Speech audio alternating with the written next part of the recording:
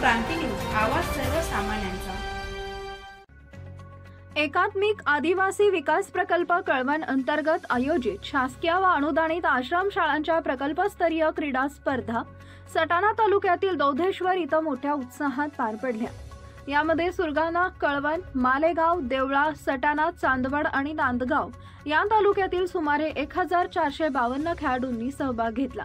या क्रीडा स्पर्धांमध्ये सांघिक प्रकारांमध्ये कबड्डी, खो खो, हँडबॉल आणि व्हॉलीबॉल यांचा समावेश होता।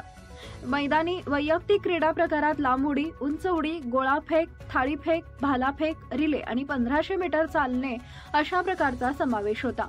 कबड्डी 14 वर्षाखालील गट सुरगाणा प्रथम, कळवण द्वितीय, 17 वर्षाखालील गट सुरगाणा प्रथम, कळवण द्वितीय, 19 वर्षाखालील गट सुरगाणा प्रथम, सटाणा द्वितीय।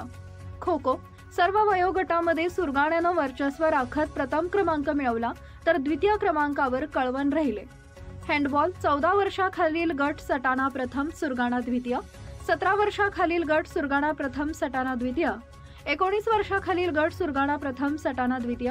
व्हॉलीबॉल 14 व 17 वर्ष सुरगाणा प्रथम, कळवण द्वितीय, 19 वर्ष सटाणा प्रथम, सुरगाणा द्वितीय।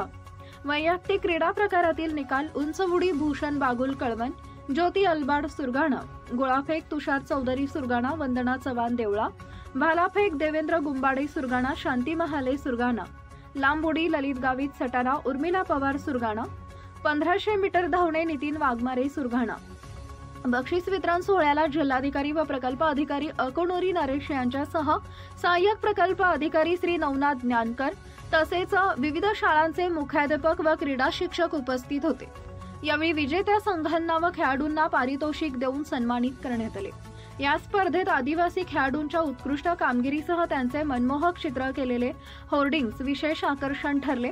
या उपक्रमामुळे आदिवासी भागातील क्रीडा क्षेत्राला नवी दिशा मिळेल असा विश्वास प्रकल्प अधिकाऱ्यांनी व्यक्त केलाय।